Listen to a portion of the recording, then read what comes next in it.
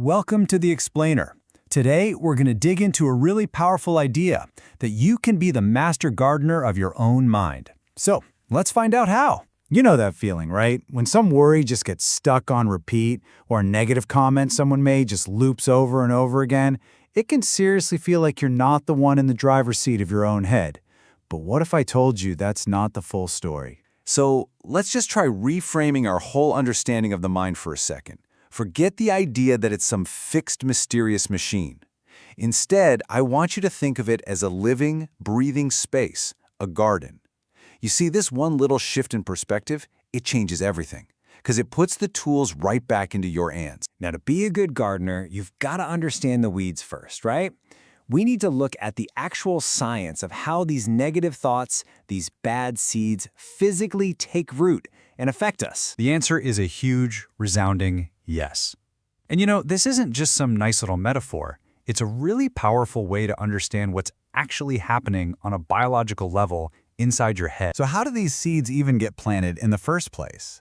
Well, our brain is incredibly receptive. It basically acts like a sponge, just soaking up the words and ideas we're exposed to every single day. From the news, from conversations, and maybe most importantly, from our own self-talk. Every single one is a potential seed. And just look at this chain reaction. It's fascinating.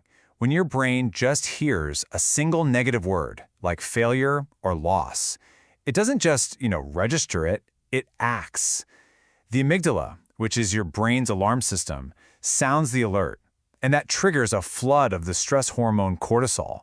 And just like that, instantly, your entire chemical state has changed. Think about that for a second. The implications are huge. A single word creates a physical stress response. This isn't just all in your head. It's a real chemical event happening in your bloodstream, your muscles, your entire nervous system. That's the true power of these negative seeds. So why are these thoughts so darn hard to shake? It's because when we dwell on them, the brain's default mode network takes over. You can think of this as your brain on autopilot. It builds a fast, efficient superhighway for that negative thought, making it the easiest, most default path for your mind to travel down. Okay, so we've seen how the weeds grow. And yeah, it sounds a little grim. But here's the good news. The really, really good news. You are not stuck with those pathways.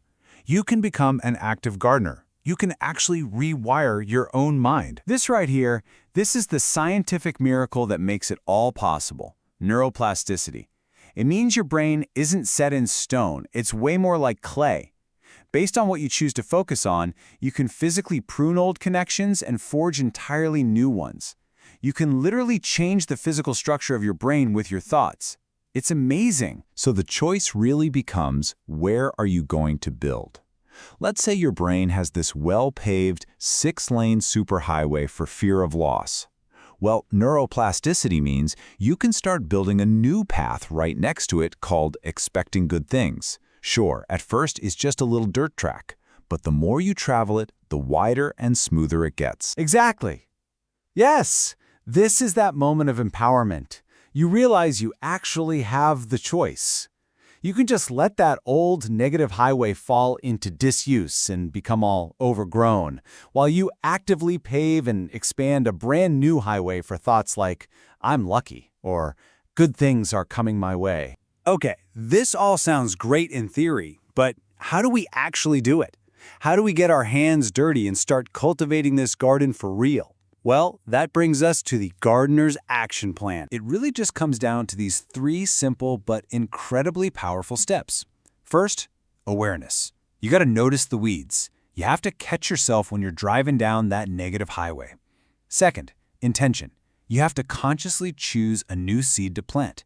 Decide what thought you want to grow instead. But this third step, this is the real game changer. The real fertilizer for your new seeds is emotion.